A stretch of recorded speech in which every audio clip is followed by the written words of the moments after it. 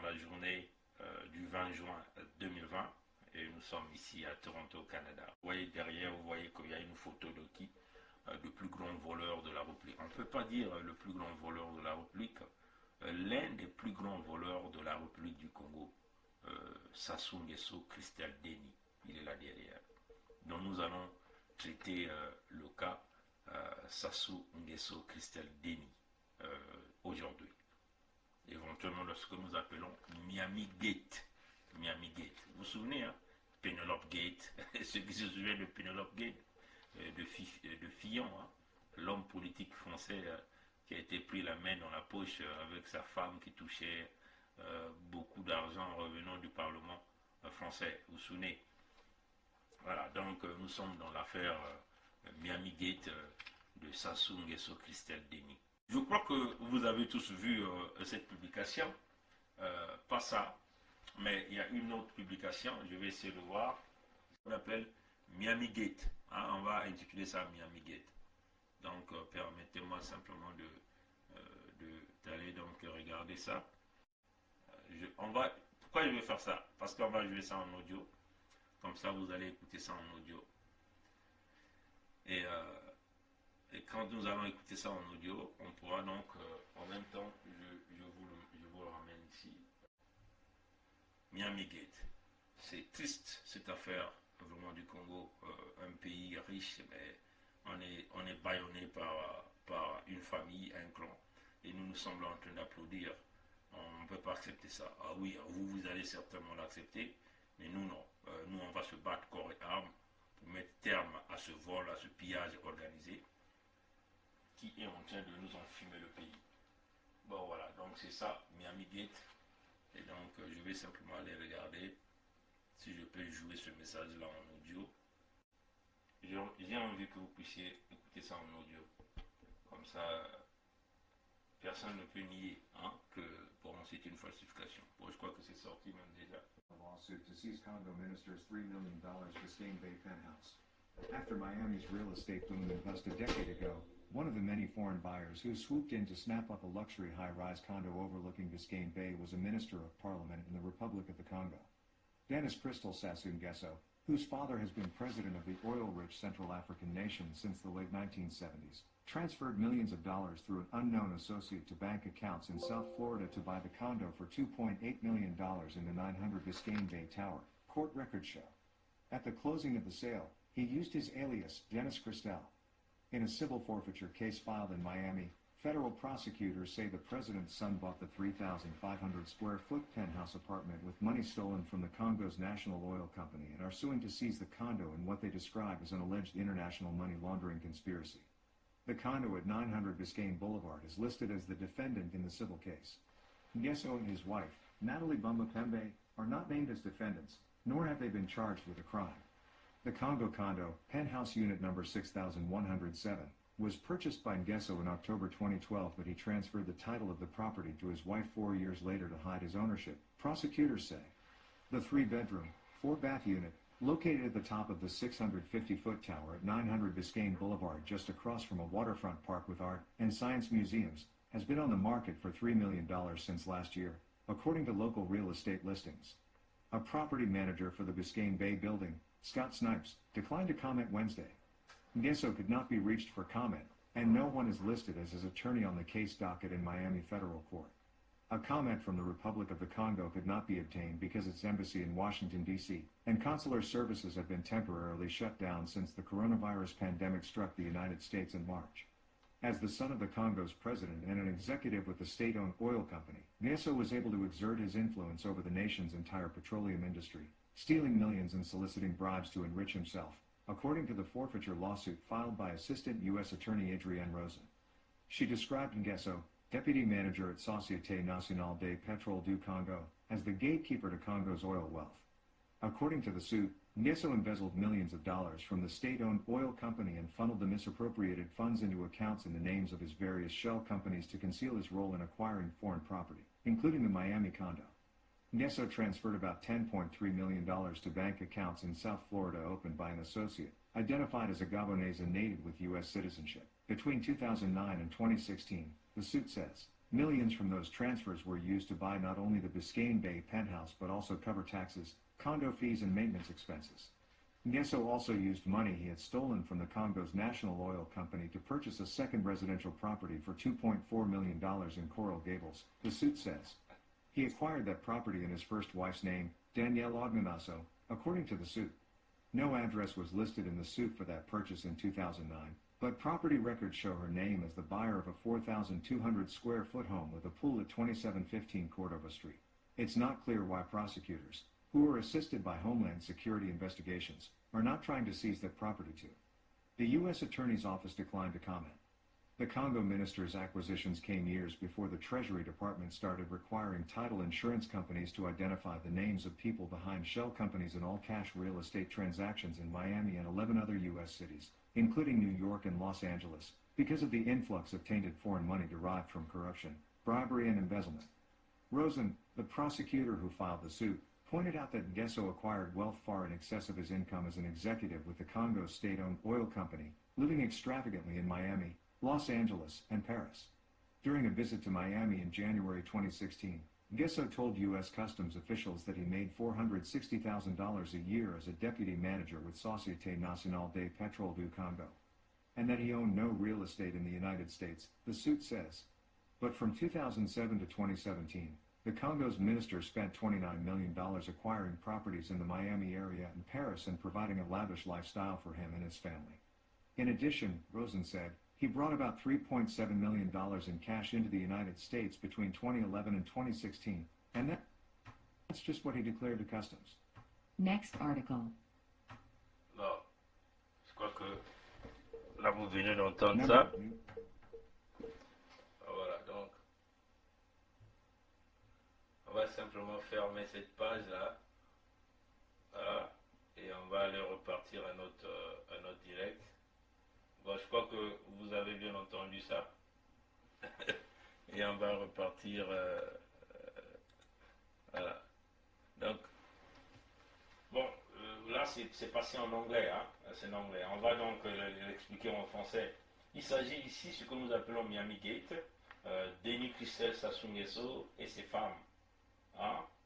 L'argent du Congo qui a été volé par Denis Christel Sassou. Et lui, il s'est acheté des appartements à Miami, hein, chers amis. Et donc, cette affaire-là, voilà, on va essayer simplement de faire ça. Donc, cette affaire-là, c'est une affaire de confiscation civile. On veut vouloir confisquer l'un des appartements achetés par Sassou Nguesso, Christel Denis, là à Miami. Bon, éventuellement, on a présenté ça, ce sont les procureurs fédéraux américains qui veulent récupérer cet appartement-là. Pourquoi ils veulent récupérer cet appartement? Parce que on l'accuse simplement d'utiliser des fonds volés pour pouvoir s'acheter un bien sur le territoire américain. Parce que les nouvelles lois américaines permettent aux procureurs de récupérer tous les biens qui ont été achetés avec soit de l'argent revenant de la drogue ou de l'argent revenant de pillage des fonds des pays du tiers-monde ou des pays du monde entier. Éventuellement, le président Trump avait signé ce que nous appelons l'executive order. Ceux qui s'en souviennent, nous avons déjà parlé de cette affaire-là. Bon, éventuellement, il s'agit ici d'un appartement que Sassou Christel Denis avait acheté à 2,8 millions de dollars américains. Donc cet appartement se situe au niveau, on a donné d'une tour, et cette tour-là se situe à 900 Biscayne Bay, à Miami. La superficie de cet appartement, nous ici nous appelons des condominiums, voilà. La superficie aussi a été donnée, une superficie de 3500 pieds au carré. Donc à peu près, on peut dire 325,16 mètres carrés. C'est quand même grand, c'est quand même très grand. 325,16 mètres carrés. Bon, à l'achat, il a acheté à 2,8 millions de dollars américains. Si je considère que $1 américain est à peu près à 586,800 francs CFA. Donc on peut simplement dire qu'il a acheté cet appartement-là à 1 643 887. 1 643 millions, chers amis. C'est le prix que Sassou Christelle Denis a acheté cet appartement-là à Miami. Bon, comme on le dit, hein, à la clôture, c'est-à-dire que quand tu réalises un achat ici, nous appelons ici en anglais closing day. Hein. Closing day, c'est le jour où tu démontres toutes les preuves financières de la transaction, toute la documentation, tu signes toute la documentation, on transfère les documents, donc land transfer, property transfer, donc tous les documents de la parcelle se retrouvent à ton nom. Éventuellement, même les documents liés à la taxation de la maison. Parce qu'ici, nous payons les taxes par année des appartements ou des maisons que nous achetons. Donc, le jour de clôture, hein, il a signé il a utilisé ce pseudonyme Denis Christelle. Hein, c'est bien confirmé, c'est bien lui qui l'a fait, Denis Christelle. Les procureurs fédéraux l'accusent d'acheter l'appartement avec des fonds volés de la Société nationale des pétroles du Congo. Il est accusé dans un complot, hein, c'est comme ça qu'on l'appelle ça, un complot international de blanchiment d'argent. Mais ça nous rappelle quoi? Wilfried Nguesso, là au Canada, qui avait été aussi accusé dans ces concepts. Il a acheté des appartements là à Mont-Royal, des appartements luxueux à coups de millions. Hein. Wilfried Nguesso a été chassé du Canada. Il est considéré comme personnage non grata et on le considère comme étant quelqu'un qui appartient à un groupe criminel, qui fait du recyclage de l'argent acquis par la criminalité. Et ça, c'est la Cour fédérale du Canada. Les jugements sont là. Nous avons déjà fait une vidéo là-dessus. Allez-y sur YouTube, allez-y chercher cette vidéo, vous allez retrouver cette vidéo. Je crois que le titre, c'est Wilfried Nguesso est considéré comme un bandit financier, un truc pareil. Mais en tout cas, nous avons réalisé cette vidéo. Nous allons encore aller exhumer cette vidéo et le mettre en ligne. Vous allez encore aller regarder. Nous avons présenté le jugement et la décision de la Cour fédérale du Canada. Et là, nous nous retrouvons avec le même cas, avec Sassou Christelle Denis, qui est considéré comme un prédateur financier, on peut le dire comme ça, un voleur qui a volé les fonds de la Société nationale des pétroles du Congo. Et ça, c'est répertorié dans les documents de justice. Nous, on n'invente rien. Hein, l'article que vous venez d'entendre, là, nous avons voulu expressément faire jouer l'audio, c'est en anglais pour que vous puissiez entendre. Parce que ce sont les transcripts qui sortent du tribunal, hein, du transcript du tribunal, donc du jugement. C'est l'audio du tribunal. Ici, quand vous allez au tribunal, tout est enregistré. Et c'est ce transcript-là qu'on a utilisé pour écrire cet article et de présenter cet article. Donc, on l'accuse d'avoir volé l'argent de la Société nationale des pétroles du Congo pour s'acheter un appartement. Il est accusé dans le cas d'un complot international de blanchiment d'argent. Blanchiment d'argent. Voyez, chers amis. Donc, ça sont des accusations graves. Hein? Et ça, c'est fait par les Américains, dans le pays de l'oncle Sam, qui est voisin du Canada, on peut le dire comme ça.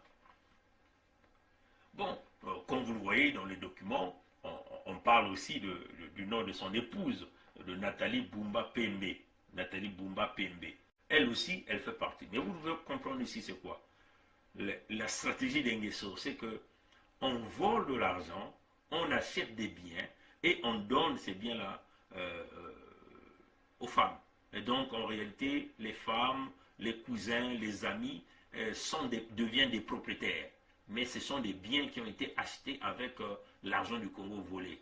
Ça s'appelle de la dissimulation. Donc, on utilise ici des prête-noms, même à l'achat, ou des prête-noms qui occupent ces maisons, qui vivent dans ces maisons, mais tout en sachant que ces prête-noms ne jouent qu'un rôle. Ils sont payés par ce rôle-là. Et là, ce sont les épouses. Voilà pourquoi, quand il s'agira de traquer Denis Christelle, il ne s'agira pas simplement de traquer Sassou Christelle Denis, mais il s'agira aussi de traquer ses épouses, ses copines, et tout le monde qu'il a eu à côtoyer, tous ses amis. Je ne serais pas en disant, bon, le Congo sera mieux demain parce qu'on a mis les gens qui ont détourné l'argent en prison. Non, ma conception est plutôt la suivante. Essayons, à partir de ce que nous constatons, que chacun de nous apporte sa contribution, sa connaissance, son expertise, son savoir-faire pour que ce qui s'est mal fait hier, en réalité, soit corrigé. Et si nous avons des innovations, mettons-les sur la table et construisons le pays. Donc, il ne faut pas qu'on ait cet esprit, qui est très congolais d'ailleurs, je tiens à le noter, de nous dire à chaque fois, ah oui, un tel doit aller en prison. Ah oui, celui-là il a volé, il faut que le président change de gouvernement, celui-là doit sortir du gouvernement. On est essentiellement dans des vindictes, je dirais même populaires ou personnels, appelons ça comme on veut, parce que notre plaisir finalement réside dans le mal que l'autre aura et finalement c'est simplement cela qu'on attend. Et en quoi on a construit le pays quand on a agi de cette façon?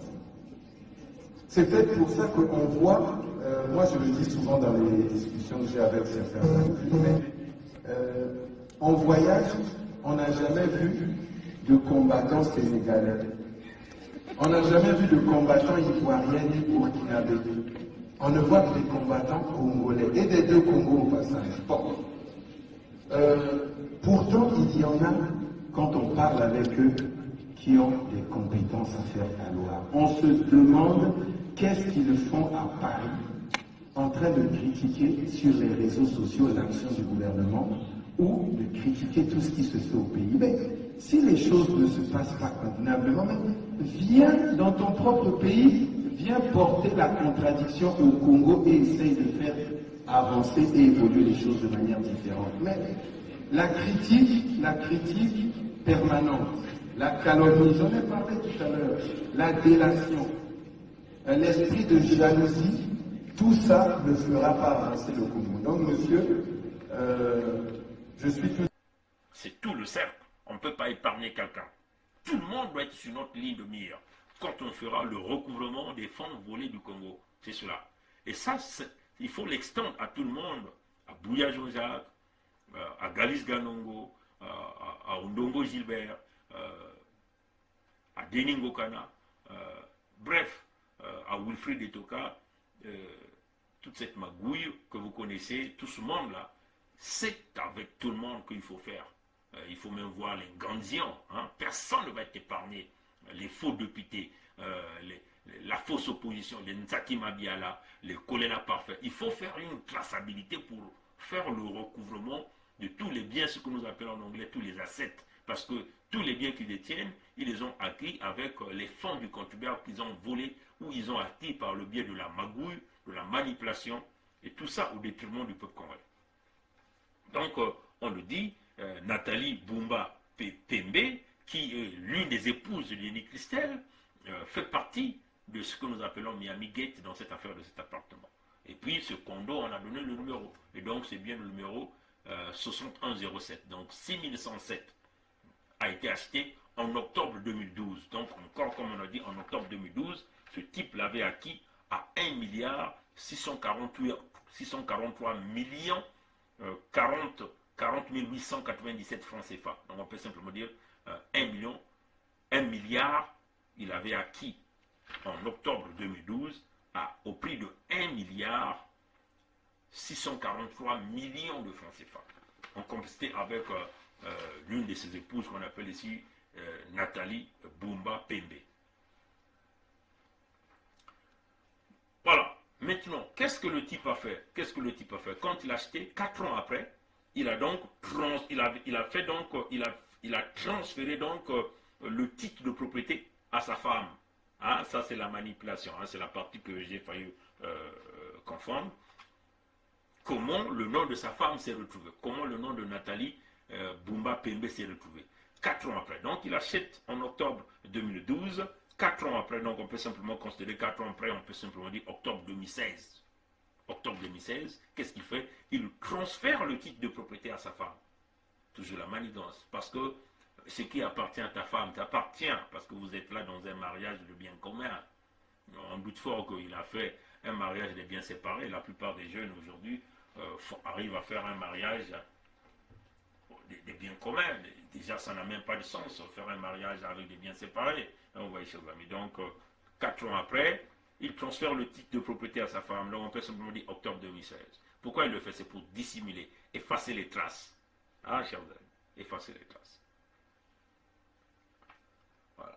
Donc, il va donc dissimuler les traces, il efface les traces, il essaie d'embrouiller tout le système judiciaire, le système financier. Et ça, c'est d'après les procureurs fédéraux qui disent ça. C'est les procureurs fédéraux qui le disent, comme vous venez d'entendre dans l'audio. Donc là, ce message-là, c'est juste la transcription en français du message audio que vous avez dit, que vous avez écouté tout à l'heure.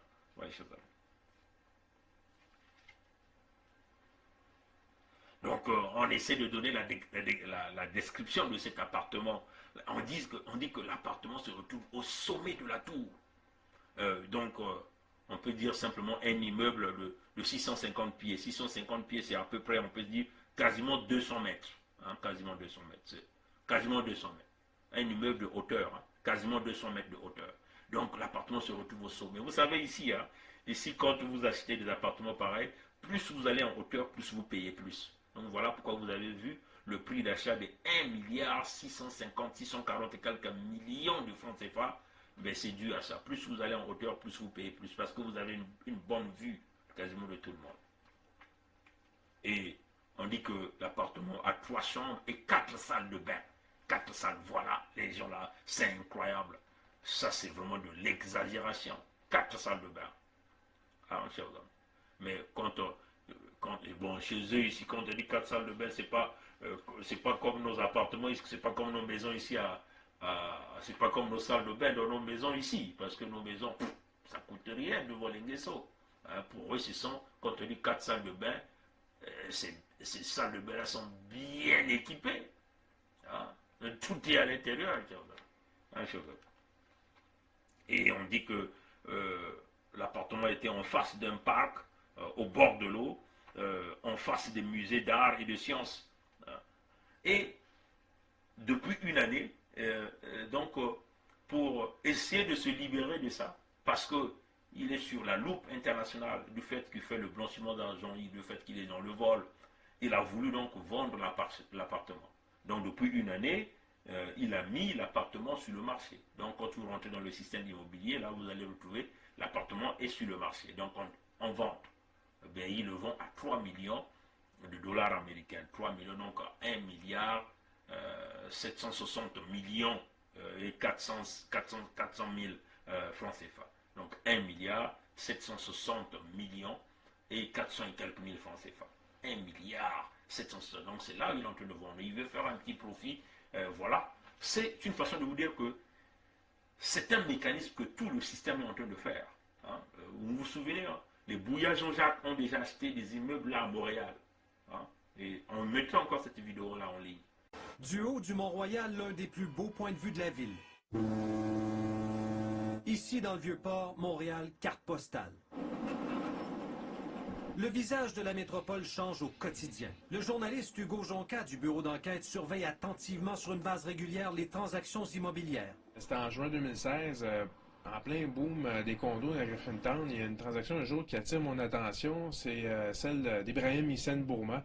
C'est le beau-frère du dictateur tchadien Idriss Déby. Lui, tout d'un coup, il achète plus de 3 millions de dollars de condos d'un coup. Une année complète d'enquête journalistique menée par Hugo Jonca et ses collègues pour apprendre que des dizaines de propriétés, particulièrement ici à Montréal, sont entre les mains des politiciens, des hauts gradés et des hommes d'affaires proches des régimes les plus corrompus d'Afrique. Ils investissent depuis des années dans l'immobilier québécois, presque toujours sans prendre d'hypothèque, ce qui ne semble pas avoir éveillé la curiosité des autorités. C'est des dizaines de propriétés, mais c'est une quinzaine de personnes, puis il y en a pour plus de 30 millions de dollars. Vous avez bien entendu autour de 35 millions de dollars de propriétés achetées au Québec par des individus qui, pour la plupart, ont fait l'objet d'enquêtes pour divers délits ou crimes financiers, soit dans leur pays d'origine, soit en Europe, où les procès sur la corruption de despotes africains se multiplient. On vous amène à l'île des Sœurs. Rue O'Reilly, un condominium d'1,6 million de dollars détenu par Rachida Kaba. Son mari, Tite Kaba, est soupçonné d'avoir produit un faux titre foncier au Congo-Brazzaville au bénéfice d'un proche du dictateur Denis Sassou Nguesso. Le couple Kaba a transigé pour près de 4,5 millions de dollars en propriété depuis 2008 à Montréal et dans les Laurentides, mettant la main notamment sur cette somptueuse demeure de plus d'1 million de dollars à Piémont. D'autres exemples des recherches approfondies du bureau d'enquête. À Gatineau, 2 immeubles d'appartements détenus par Jean-Jacques Bouillat, un ministre congolais au cœur des pires systèmes de corruption d'Afrique. Il est parvenu à dépenser près d'1,5 million de dollars dans le secteur Elmer. Que l'amour de Dieu, Wilfrid Nguesso, fils de dictateur. Il est propriétaire de cette maison d'1,4 million dans Ville-Mont-Royal. La France vient de l'arrêter pour blanchiment de détournement de fonds publics. La tour de Condotel Le Cristal, où Voltaire Brissetto Obami détient 2 unités, un homme d'affaires sous la loupe des autorités anticorruption françaises. Son investissement au centre-ville, près d'1 demi-million, sans hypothèque. Si en Europe, les autorités ont lancé la chasse aux biens mal acquis, au Canada, non seulement l'expression n'existe pas, mais personne ne pose encore la question à ces investisseurs. Yves Poirier, TVA Nouvelles, Montréal. Ils ont acheté des immeubles à Montréal. C'est comme ça qu'ils fonctionnent. Ils prennent l'argent du Congo, ils volent l'argent du Congo, ils viennent à citer, ils viennent investir dans l'immobilier. Parce que l'immobilier, c'est là où il y a beaucoup d'argent. Ils achètent aujourd'hui, par exemple, là, ils avaient acheté à 2,8 millions de dollars américains, et là, ils revendent à 3 millions. Donc, ils font quand même un profit, là. Donc, ils ont acheté à 1 milliard 600 et quelques millions, et là, ils revendent à 1 milliard 700 et quelques millions. Donc, ils ont peut-être une affaire de 160 et quelques millions, là, qu'ils gardent dans leur poche. Ouais, chers amis. Et c'est comme ça. Ils ne font pas ça seulement une fois, mais ils le font plusieurs fois, parce qu'ils ont plusieurs appartements, plusieurs maisons qu'ils ont achetées. Ils ont, pas seulement dans une ville, mais dans plusieurs villes et dans plusieurs pays. Et voilà comme nous voyons la spéculation immobilière. Les maisons coûtent excessivement cher parce que ces gens-là viennent avec le capital, ils viennent investir, ils utilisent des prête-noms, des agences de real estate, qu'on appelle ça. Des agences qui font ce business-là des maisons. Ils sont là-dedans. Ils utilisent des intermédiaires, comme un peu ce qu'ils ont fait avec les Obami Itu, là à Montréal, chers amis. Oui, chers amis. Alors. Et ça, c'est une image. Il a mis ça en vente parce qu'il veut vouloir effacer les traces. Il veut vouloir effacer les traces.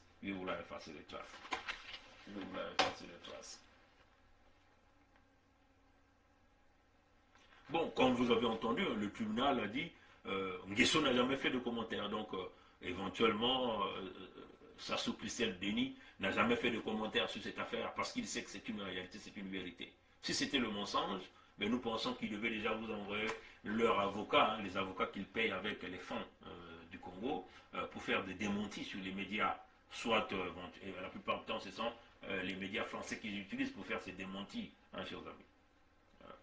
Bon, ni Thierry Mongala, hein, Mongala Thierry, qui est spécialiste de venir protéger les gens de ce régime, cette fois-ci n'a pas fait une déclaration pour dire que non, c'était du fake news. Hein, chers amis. Ni, comment on appelle, Mumbouli, qui est l'ambassadeur de Sassoula à New York, ni même leur consul à Miami, parce que même là on dit que leur consul à Miami est fermé dû aux affaires de coronavirus. Donc ni Mumbouli, qui est l'ambassadeur de Sassou à Miami, n'a fait un démenti sur cette affaire. Donc,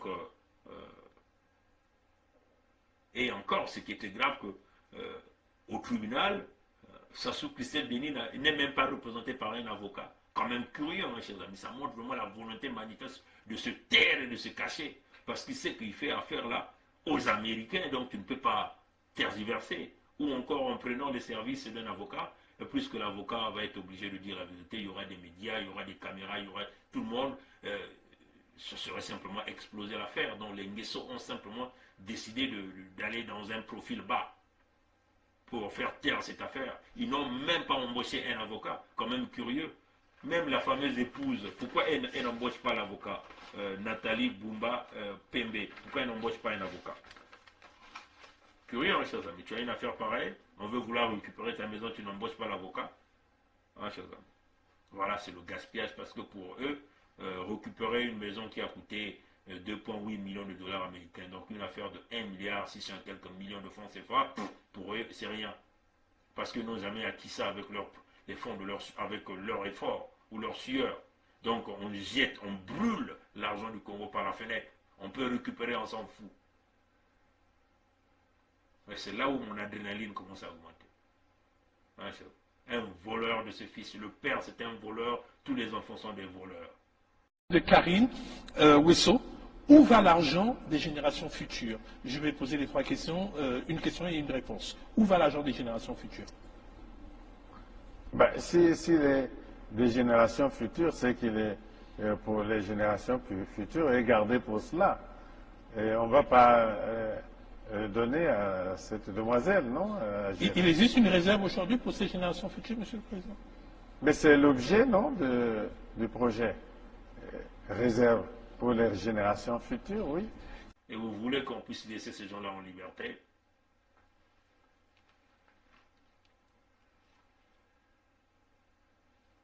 Voilà, c'est comme on vous dit, quand on refuse même d'embaucher l'avocat, ça veut dire quoi? Ça démontre bien la présence de l'existence des prétendants, parce que l'avocat, le tribunal va chercher à savoir qui on a utilisé pour acquérir ce bien, qui a signé, qui a fait les démarches, comment l'argent est rentré, les transactions, les vérités devaient sortir.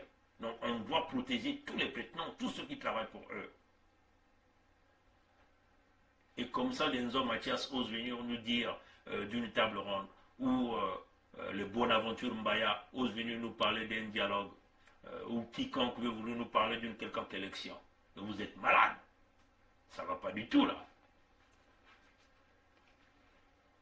Une mafia bien organisée dans tout ce groupe, dans tout ce système, et dont le père devient comme on dit, le gourou de cette mafia, de ce vol, de la destruction des fonds du Congo, alors que cet argent pouvait servir à construire des hôpitaux qui n'existent pas au Congo. Oui, on le voyait à Paris dire qu'il construisait des hôpitaux. Après vérification, rien n'est fait. Et il rejetait le métier de boueur. Et il ne sait pas que ce sont les éboueurs qui font que l'Occident soit dans la propriété. Et nous, on ne rejette aucun métier. Tout le monde est utile dans la société. Lui, ça sous bourricot de son essence. Idiot le plus con. Il a échoué dans toutes les lignes. On l'a poussé, il est obligé de donner son anus. Il s'est fait sodomiser par les Blancs. Et on lui a propulsé à devenir militaire et à lui ramener jusque-là. Il se cache derrière la franc-maçonnerie. Oui, en détruisant même la réputation de cette franc-maçonnerie. Voilà comment un idiot se cache. Il se cache derrière. Mais les francs-maçons devaient se rendre compte qu'il y a quelqu'un qui détruit leur réputation. Pourquoi les francs-maçons ne le chassent pas? Les francs-maçons le gardent là peut-être parce qu'ils financent la franc-maçonnerie. C'est ça qui est la réalité. C'est une honte pour les francs-maçons. Mais les francs-maçons en Occident, on peut dire, ce sont les francs-maçons qui ont bâti les États-Unis. C'est ça qui est la vérité. Donc c'est une façon de vous dire que vous avez un manipulateur qui a emmené la corruption dans la franc-maçonnerie et tous ceux qui se disent les grands maîtres 33 degrés sont des lèche-culs de Sassou parce que pour des matières d'argent. Voilà un con qui a tout échoué et qui est en train de briser, de fracasser l'économie du pays en permettant à ses enfants de piller l'argent, de détruire les biens. Voilà un appartement qui est en train de se faire récupérer. Comme on dit, ça pouvait être les fonds souverains du Congo, cet appartement-là. Mais que les Américains vont récupérer parce que le fils est rentré dans le complot du blanchiment d'argent international. Et ça, ce type-là ne peut pas s'échapper. Denis Christel, moi je le dis, il sera sur ma première ligne de mire. Il va rembourser tous les fonds du Congo. Ne t'en faites pas, la route tourne.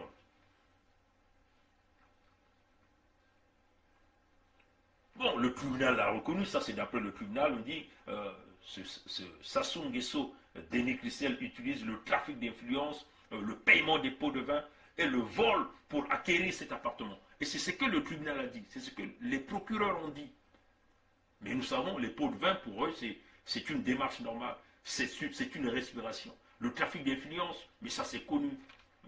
Au Congo, tout le monde est dans la répression parce que le peuple congolais a peur. Voilà pourquoi nous disons il faut armer le peuple congolais. Il faut armer le peuple congolais pour que ce peuple-là puisse se défendre. C'est peut-être ça la solution. C'est peut-être ça la solution. Face à un réseau mafieux bien organisé, qu'est-ce qu'il faut faire? Vous voyez que l'avocat de l'État américain, ou on peut simplement dire le procureur décrit Sassou Christelle Denis comme le gardien de la richesse du pétrole du Congo, comme le gardien de la richesse du pétrole du Congo. Mais vous savez, hein, chers amis, ce type-là a dirigé la Société nationale de pétrole du Congo pendant quasiment plusieurs années, on peut dire de 2001 à 2017, sans compter les années qu'il a passées dans la Côte-Trade, les mêmes magouilles, qui serait un autre épisode que nous ferons, selon un autre article qui venait de sortir dans le vol de toute cette famille, que nous allons décrire. Nous allons aller étape par étape par rapport à cet article, et nous allons prendre tout un direct pour ça. Donc, on le décrit comme le gardien de la richesse, le gardien de la richesse pétrolière du Congo. C'est comme ça que le procureur le décrit, le procureur fédéral le décrit. Voilà un homme qui a eu l'argent du pays entre ses mains, notre pays qui dépend à 85% du pétrole, mais un homme qui a fracassé l'avenir de tout le monde.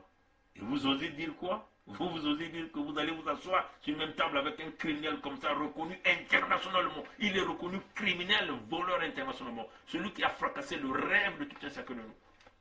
Il n'y a pas d'autre raison. Il faut se battre pour mettre ces gens-là hors d'état de nuire et récupérer les magots du Congo, aller même dans leurs maisons, dans leurs bunkers, parce qu'ils ont dissimulé l'argent dans les domaines immobiliers et dans des banques partout, à travers le monde entier. Surtout en Afrique, n'en parlons pas. Sans compter le cash qu'ils ont caché dans des maisons privées qu'ils détiennent en Afrique, partout ailleurs. Il faut récupérer cet argent. On ne peut pas tergiverser avec ces gens-là, chers amis. Le tribunal est clair, il a volé les fonds de la Société nationale des pétroles du Congo. Et le tribunal a même démontré la manière dont il vole les fonds. Il achemine les fonds volés vers les comptes au nom de diverses sociétés écrans. Mais c'est comme ça l'Enguesso. On a déjà fait plusieurs vidéos sur les sociétés écrans d'Enguesso. Comment ils prennent une compagnie, ils divisent cette compagnie en multiples compagnies, donc en multiples racines. Et donc on fait circuler de l'argent d'une compagnie à une autre, une compagnie à une autre pour effacer les traces du vol. Mais vous n'allez pas vous échapper. Vous connaissez un peu les petites investigations que nous sommes en train de faire. Ça, ce n'est encore rien. Mais quand nous aurons ce dossier du Congo-là, pour traquer les fonds du Congo, ne vous en faites pas. Vous allez voir les grandes investigations.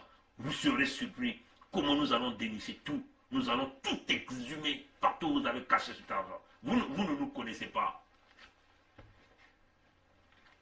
On va vous montrer les corps d'investigation. Comment récupérer l'argent du Congo, la traçabilité. Il y aura des compteurs, les Congolais iront voir, oui, le travail que nous sommes en train de réaliser pour récupérer cet argent. Tout sera récupéré. On te le promet, Sassou Christelle Denis, et à ton père. Et j'espère que tu es en train de me regarder. Regarde-moi bien. Voilà un homme qui utilise multiples compagnies, écrans, pour casser son rôle dans l'acquisition de tous ces biens étrangers. Donc, vous ne le voyez quasiment pas. Il est l'ombre de lui-même, mais c'est lui qui est le promoteur, c'est lui qui est le directeur, selon le procès. Selon le procès. Hein? Ça, c'est le transcript que vous venez d'entendre en anglais. Selon le procès, Sassou Christelle Denis a transféré environ 10,3 millions sur des comptes bancaires dans le sud de la Floride. Des comptes ouverts par un associé identifié gabonais, mais de citoyenneté américaine. Hein? Et ça s'est fait entre 2009 et 2016. Donc il a transféré, entre 2009 et 2016, près de 10,3 millions de dollars américains dans des comptes là au Floride.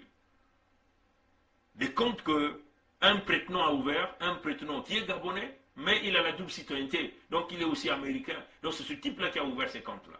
Et c'est comme ça que ces gens-là ont toujours fonctionné. Voilà pourquoi on dit, tous les gens qui sont autour de Sassou, leurs amis de amis, nous allons retrouver dans l'arbre généalogique là, de pillage et de vol là, nous allons traquer tous les individus. Tout le monde sera suspect. Les amis, leurs amis qui sont au Congo, à l'étranger, qu'il s'agit des Blancs, des Chinois, des Noirs, des Indiens, tous seront sous notre ligne de mire. C'est de cette façon que nous allons récupérer l'argent du Congo. Mais quand on vous dit 10,3 millions de dollars américains, ça représente quoi? C'est 6 milliards, hein, chers amis, c'est 6 milliards, 44 millions Voilà, c'est 6 milliards 44 millions 24 000 francs CFA. 6 milliards. Donc on peut dire 6 milliards 44 millions. Hein? Ça, c'est ce qu'il a transféré entre 2009 et 2016. Bon, là encore, le procès vient encore de parler d'une deuxième propriété. Donc un autre appartement, une autre maison qui appartient toujours au Nguesso, qu'il avait acheté à 2,4 millions de dollars américains, ce qui représente 1 milliard 408 millions de francs CFA. 408 millions de francs CFA. Bon, vous pouvez ajouter quelques poussières qu'il avait encore acheté. Et cette propriété est au nom de sa première épouse. Là encore, vous voyez qu'il utilise encore une autre épouse. Donc, il a acheté cette propriété-là au nom de sa première épouse, au nom de Daniel Onyasoso. Daniel Onyanoso. Daniel Onyanoso. C'est cette fille-là. Cette Danielle-là, c'est elle que vous détient votre groupe-là, Sunga, où on blanchit aussi l'argent du Congo, où on récupère, organisations à but non lucratif que vous voyez au Congo, entre guillemets, pour aider les femmes, mais vous ne le voyez jamais dans de grandes actions. Cette fondation-là, c'est un peu comme la fondation Congo Avenir, je ne sais pas comment on l'appelle, ou Congo Assistance, hein, qui récupère les dons donnés par des donateurs internationaux pour aider les Congolais, mais ils font de ça du commerce. Voilà cette Danielle-là, qui a aussi des appartements achetés avec les fonds du Congo, des appartements que Denis Christel a achetés à 2,4 millions de dollars américains, à Coral Grabol, ça c'est la ville, et le prix qu'il a acheté ça en francs CFA, c'est 1 milliard 408 millions 320 000 francs CFA. Et cette propriété, c'est au nom de sa première épouse qu'on appelle Daniel Onyanoso. Voyez, chers amis. Et cet appartement a été acheté en 2009, bien sûr avec les fonds de la Société nationale des pétroles du Congo, selon le procès. Ça, c'est selon le procès. Encore, on a décrit cet appartement. C'est une maison de 4200 pieds au carré, donc à peu près, on peut dire 390 mètres carrés, avec une piscine. Et on a donné même le numéro de la rue au 2715, donc 2715 rue Cordava. Et tout ça, c'est dans le secteur, toujours à Miami. Allez, c'est ça.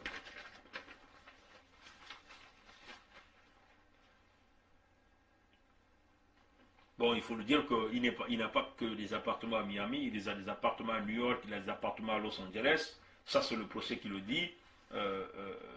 On simplement dit que Sassou Christel Denis est qualifié par le procureur de la Cour fédérale comme un individu vivant de façon extravagante à Miami, à Los Angeles et à Paris. Ça, c'est le transcript du tribunal qui est en train de le dire, chers amis.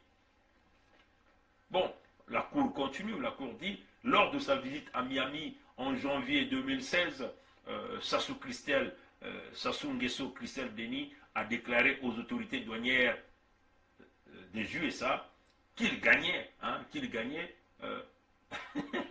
vraiment c'est incroyable, qu'il gagnait 460 000 dollars par année. 460 000 dollars par année. Donc si vous essayez de convertir 460 000 dollars par année, ça veut seulement dire que le salaire de Denis Christel par année, c'était de 269 931 661 francs CFA. Donc ça c'est le salaire, ça c'est ce qu'il a déclaré, qu'il gagnait, ça c'est ce qu'il a dit aux douanes américaines.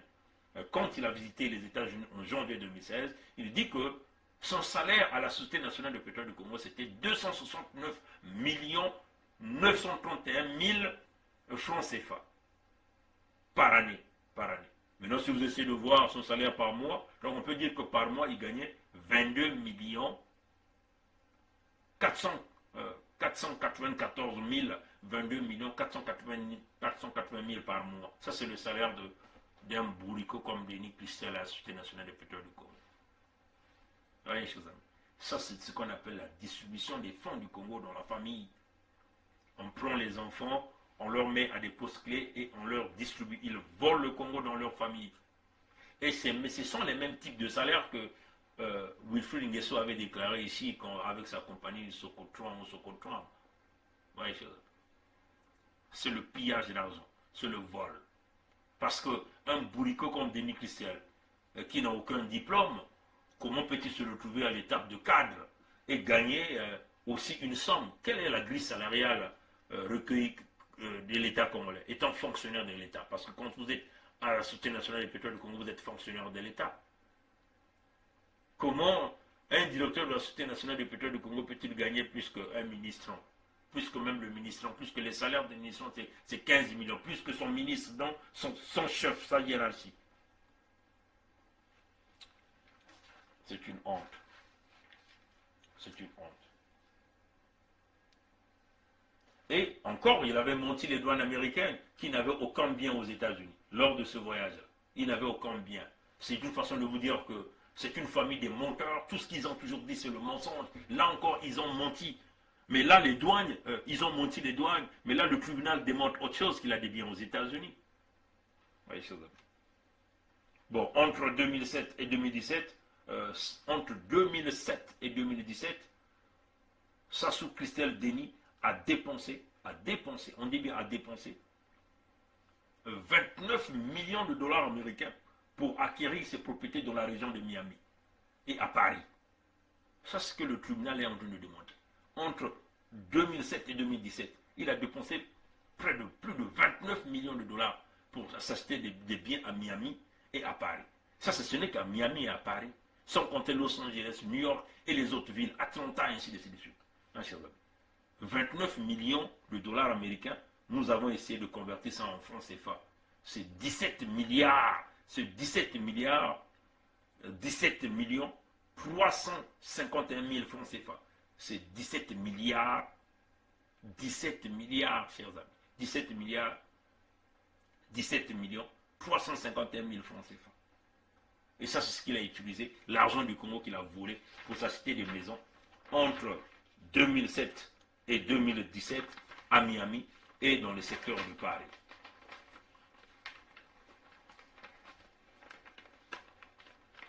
Le procureur a encore dit ceci dans ce procès de Miami Gate, hein,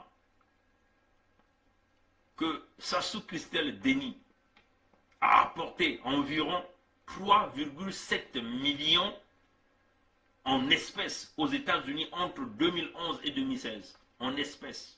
Il a apporté en espèces dans sa valise entre 2011 et 2016 une somme de 3,7 millions en espèces qu'il a apporté aux États-Unis. Et 3,7 millions de dollars américains, c'est équivalent à 2 milliards 171 millions 175 000 francs CFA. 3,7 millions, ça ce sont les approximations que je vous donne. C'est environ en espèces qu'il a apporté entre 2011 et 2016 2 milliards 171 millions 175 000 francs CFA. Ce qu'il a apporté. C'est exactement ce qu'il a déclaré au service de douane. Toutefois qu'il venait aux États-Unis pendant la période de 2011 à 2016, c'est ce qu'il déclarait, les sommes et les douanes vérifiées, comptabilisées. Parce que c'est ça la traçabilité dans nos États. Voyez, et donc ça c'est une réalité, une façon de vous dire qu'on ne peut pas tergiverser avec des voleurs réputés de la République. Le cas de Denis Christelle, c'est clair, c'est un voleur réputé. Et nous pensons qu'il faut se battre corps et âme pour mettre hors d'état de nuire cet individu. Voilà un peu ce que je tenais à dire aujourd'hui. Vous voyez bien que dans des contextes pareils, ne nous parlez pas de l'élection. Il faut plutôt parler de chasser Sassou du pouvoir pour faire le recouvrement de tous les fonds du Congo. Sinon, nous n'allons pas s'en sortir. Ce qui est clair que tant que ces individus seront là, le pays va continuer à aller dans la fumée. Vous comprenez bien que nous vivons un complot international, qu'il s'agit des bailleurs de fonds internationaux qui sont en train d'aider Sassou, comme le Club de Paris qui a donné un break. On a essayé de geler les intérêts du 1er mai au 31 décembre. Là encore, ça montre que ces gens-là veulent vouloir favoriser Sassou, malgré qu'il y a tous ces scandales-là, tous ce vol-là. Mais il est toujours protégé. Ces gens-là sont toujours protégés. Donc il va falloir que nous fassions un effort pour mettre hors d'état de nuire Sassou, traquer tous ces gens-là, les Denis Christelle et tout le monde, récupérer l'argent du Congo.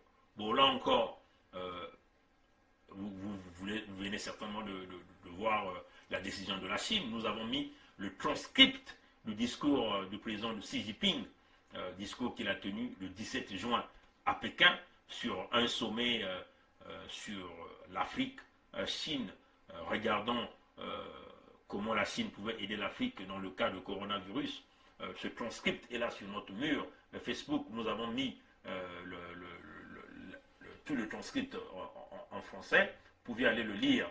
Mais moi, ce qui est plus important, ce qui est plus important pour moi, c'est de regarder l'une des décisions réalisées par la Chine du point de vue financier. Parce qu'il ne faut pas que le régime de Sassou essaie de vous transformer ça. Je vais simplement lire. Dans le cadre du FOCAC, FOCAC, je crois que ça c'est leur accord qu'ils ont eu à faire. Dans le cadre du FOCAC, la Chine annulera la dette des pays africains concernés sous la forme de prêts publics sans intérêt. Je répète, dans le cadre du FOCAC, la Chine annulera la dette des pays africains concernés sous la forme de prêts publics sans intérêt qui arriveront à échéance d'ici la fin de 2020. Bon, il y a une petite confusion. On dit la Chine annulerait la dette des pays concernés sous la forme de prêts publics sans intérêt qui arrivera à échéance avant la fin 2020. Nous pensons que c'est là où les Sassou sont en train d'embrouiller. C'est comme les griots du régime Sassou sont en train de s'embrouiller. On dit les pays concernés. Mais la Chine n'a pas cité les pays concernés. Ça, c'est déjà quelque chose de très important. Les pays concernés. Et puis, on va annuler, la dette publique sans intérêt. La dette publique sans intérêt. Sans intérêt. Pour une échéance qui arrive pour une période d'échéance qui arrive à la fin 2020. À la fin 2020. Donc ça rejoint un peu comme le Club de Paris, qui a gelé les intérêts du 1er mai au 31 décembre. On gèle les intérêts, mais la dette est toujours là. Les pays-là ne peuvent pas payer, la dette, ne peuvent pas payer leur paiement mensuel de dette pendant cette période. On essaie de geler les intérêts et c'est comme un peu la même façon que la Chine est en train de dire. Nous allons annuler la dette des pays concernés sous la forme de prêts publics sans intérêt qui arriveront à échéance d'ici la fin. Donc, c'est encore une petite période qu'on a donnée. Donc là encore, vous voyez que si jamais le Congo est concerné, si la Chine considère le Congo comme faisant partie de cette équation, ça va encore avoir une petite brique. Donc, il va avoir des intérêts gelés, peut-être une petite dette qu'il devait payer pendant cette période-là. La Chine va frauder ça. Et donc, ça va encore avoir un petit break. Et ces breaks-là va nous permettre d'aller acheter des armes, payer des mercenaires et continuer à faire le sale boulot pour le Congo. Vous voyez, chers amis. Voilà pourquoi nous sommes en train de dire que nous sommes en train de vivre un petit complot international. Mais par contre, la Chine continue. Pour les pays africains les plus durement touchés par le coronavirus, et soumis à de lourdes difficultés financières, le stress, la Chine travaillera avec la communauté mondiale pour leur apporter son soutien accru, notamment en prolongeant la période de suspension de la dette afin de les aider à surmonter la difficulté actuelle. Oui, ça rejoint le Club de Paris. Les pays durement touchés par le coronavirus. Là, nous revenons encore sur les effectifs ou le nombre de gens touchés par le coronavirus au Congo. Mais vous savez que tous les cas de coronavirus au Congo, la plus grande partie, c'est des chiffres falsifiés. C'est cela parce que rien n'a été prouvé. Nous avons fait plusieurs vidéos où nous sommes en train de démontrer qu'on est en train de mentir, on est en train de gonfler les cas pour aller chercher l'aide internationale. Le cas de Madame Cléo Bafoudinsoni, Cléo qui a été tuée entre l'hôpital de Makelele, Blanche Gomez et cette clinique Léono, est un cas probable qui démontre qu'elle n'avait jamais coronavirus, mais on l'avait déjà classifié cas coronavirus.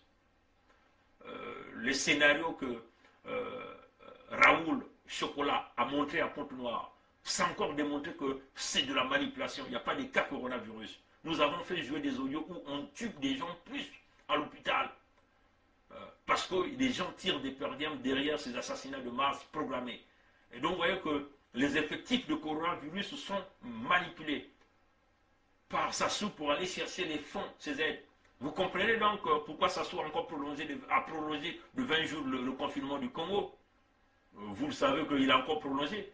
C'est depuis le 20 que le Congo devait être déconfiné. Mais il a prolongé encore de 20 jours. Pourquoi il a prolongé de 20 jours? Parce qu'il va encore aller chercher cet argent-là. Il va encore augmenter les chiffres pour dire qu'il y a beaucoup de cas de coronavirus et faire à ce que la Chine puisse lui donner un break. Donc on puisse suspendre les paiements des intérêts. Vous voyez, chers amis. Et tout ça, ça va avantager qui? Sassou le manipulateur.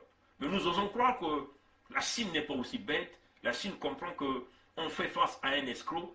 La Chine comprend que nous faisons face à un manipulateur, à un voleur. Et donc, il faut mettre terme à tous ces avantages qui permettent à Sassou de respirer alors qu'il est allé contracter des dettes.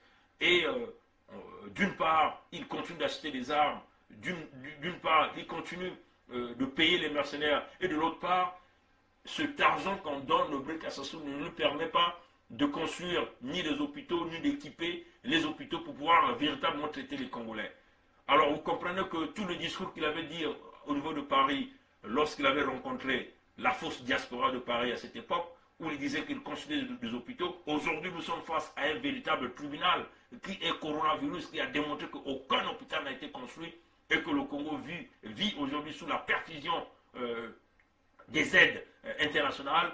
Et donc nous sommes en train encore de nous dire qu'on ne peut pas continuer à sauvegarder Sassou. Nous, peuple congolais, nous sommes victimes d'un complot international contre nous et nous n'avons pas de choix, c'est de nous libérer nous-mêmes. S'il faudrait que nous prenions des armes pour chasser Sassou, nous allons le faire parce que en ce moment-là, la communauté internationale verrait que nous n'avons fait que notre devoir citoyen pour chasser un criminel, un brigand qui a mis une mafia au centre du pays et manipuler le pays, détruire le pays, pousser le pays à l'abîme, massacrer le Congolais. Bref, nous ne pouvons pas continuer à laisser Sassou faire cela. Et donc on le dit, nous vivons toutes ces aides-là, ces petits breaks-là. Si seulement si la Chine considère le Congo dans sa liste, vous voyez que Sassou va encore avoir un champ de manœuvre pour manipuler, vous forcer à organiser une fausse élection, parce que le PCT est déjà prêt, le PCT a dit qu'ils iront à l'élection, mais on va leur dire que si vous allez à cette élection-là, nous allons faire exploser le Congo. Et éventuellement les partenaires de Sassou qui continuent à protéger le pouvoir de Sassou, nous allons exploser le Congo et tous nous allons perdre. C'est ça la réalité. Donc la solution elle est claire, nous avons besoin de minimum 40 à 50 000 troupes des Nations Unies au Congo, nous allons dissoudre les forces de milices de Sassou et nous allons mettre en place une véritable équipe de transition qui va conduire à bien les affaires du pays et éventuellement ramener l'espoir dans le peuple congolais. Voilà un peu ce que je tenais à dire aujourd'hui. On était un peu trop long, mais c'est ça. On reviendra sur un autre direct, là où nous allons parler du vol organisé de la famille Sassou selon l'article qui a été publié. Merci d'avoir suivi ce direct. Au nom du cardinal Émile Biaïnda, Monseigneur Ernest Kombo, Augustin Kalakala, Maître Ambroise Malonga, Bruno Osebi. On ne veut pas oublier Régis Batola. Les disparus de But de Brazzaville, qui sont à plus de 10 000, les jeunes de Chakona, ceux qui sont partis le 4 mars 2012, le génocide dans le Poul, tous ceux qu'on a massacrés lors du référendum de Sassou, ou tous ceux qui tombent dans les villes du Congo dû à la répression des milices privées de Sassou Nguesso. Nous n'allons pas oublier le capital de décès de Sassou qui s'élève à plus d'1 million de Congolais. On ne va jamais oublier tous ceux qui sont tombés, nos ancêtres qui sont partis, que toutes ces âmes continuent à intercéder auprès du Dieu créateur pour nous. On ne va pas oublier, je ne veux pas aussi oublier ici l'esprit de mon père, ma mère, mes frères et ma soeur. La lutte continue, le peuple gagne toujours. Ingeta, à la prochaine, chers amis.